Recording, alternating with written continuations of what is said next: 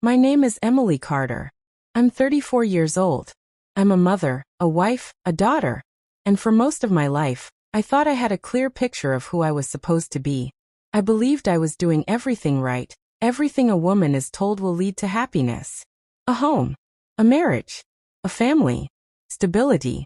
And for a long time, that was enough, or at least I convinced myself it was. Up until a year ago, I thought I had it all figured out. On the surface, I was living what many people would call the dream. A comfortable home in a quiet neighborhood. 2 beautiful kids who filled my days with laughter and chaos. And a husband, Mark, who was steady, reliable, and who gave us everything we needed. But here's the part no one tells you. The part that doesn't make it into the picture-perfect Christmas cards or the carefully staged family photos. Sometimes, even when your life looks perfect on paper, your heart can feel unbearably empty. And that emptiness, that silence inside of you, it can grow so loud that it drowns out everything else. Mark and I met in college. He was the kind of guy every parent would be thrilled for their daughter to bring home. Ambitious, respectful, well-mannered, loyal to the core. He majored in finance, while I studied marketing. He wore crisp button-down shirts and always seemed to know exactly where he was headed in life. I fell in love with the security he represented. With him, the future seemed certain, steady, predictable in a comforting way. We married young, 26, and without really understanding what marriage required. The first few years were sweet. We laughed easily. We traveled, sometimes spontaneously. We stayed up until 2 in the morning watching old movies and whispering about our dreams for the future. He wanted to start his own investment firm one day. I wanted to build a career in public relations. Back then, everything felt possible. But life has a way of shifting under your feet without you noticing. Slowly, almost imperceptibly, the glow fades. We became parents. We became homeowners. We became busy professionals trying to balance too many roles at once. Somewhere in the blur of diaper changes, mortgage payments, sleepless nights, and rushed commutes, we stopped truly seeing each other. And that's the thing. It wasn't that Mark did anything wrong. He worked hard. He never raised his voice. He remembered anniversaries and birthdays. He showed up. Always. But the connection between us quietly thinned, thread by thread, until it was more duty than desire. Our conversations turned into logistical checklists. Did you pick up the dry cleaning? What time is Emma's soccer game? Who's dropping Jacob at his piano lesson?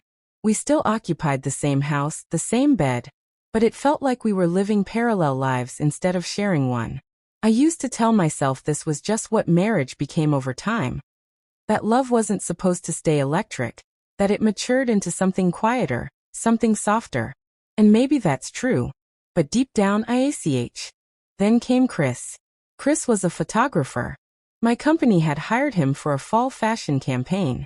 He was contracted for 2 months. From the very first day, when he walked into the office with his camera slung casually over his shoulder, something about him unsettled me. Not in a dangerous way, more in the way you notice a shift in the air when the seasons change. He wasn't the type of man who needed to command attention. He simply carried it with him. He had this calm, quiet confidence. Artistic. Charismatic. Just the right touch of mystery. He wasn't trying to impress anyone, and maybe that's why everyone seemed drawn to him. At first, everything was strictly professional. I coordinated schedules. He asked for input on his selections. We discussed brand messaging and photo concepts. But slowly, our conversations slipped past the boundaries of work. Music. Movies. Childhood memories. Favorite books. And in those moments, I found myself laughing again. Really laughing. Something I hadn't done in months. I started to notice how I would check my reflection before our meetings. A little extra mascara. Lip gloss I hadn't bothered with in years. Wondering if he would notice. And he always did. He'd flash that subtle, knowing smile. The kind that flips your stomach even when you know it shouldn't. The first time we crossed a line, it wasn't planned. It happened after a late-night shoot. The rest of the team had left. I stayed behind to help him carry gear. The office was quiet, dimly lit by a single desk lamp. We stood too close. Close enough that our hands brushed reaching for the same lens. That single touch felt like electricity. igniting something in me I thought was long dead. I didn't plan to kiss him. It just happened. Maybe it was weakness. Maybe it was loneliness. But in that instant, it felt like breathing after being underwater for too long. We didn't sleep together that night, but a door had been opened.